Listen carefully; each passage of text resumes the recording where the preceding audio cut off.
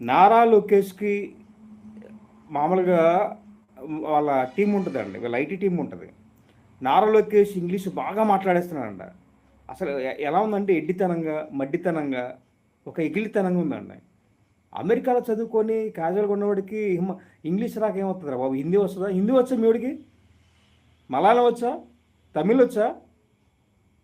Language అనేదేంటి? అక్కడున్న ఏరియాని బట్టి కామన్‌గా వస్తది.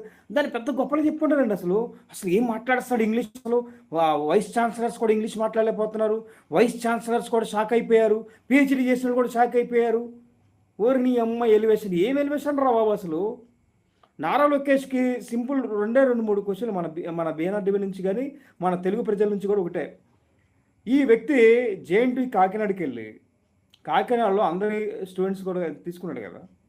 ఏదన్నా సరే వాళ్ళ కమ్యూనికేషన్ స్కిల్స్ పాయింట్ ఆఫ్ వ్యూలో జనరల్‌గా ఏ కంపెనీ అయినా సరే ఫస్ట్ ప్రయారిటీ దేనికిస్తాయి?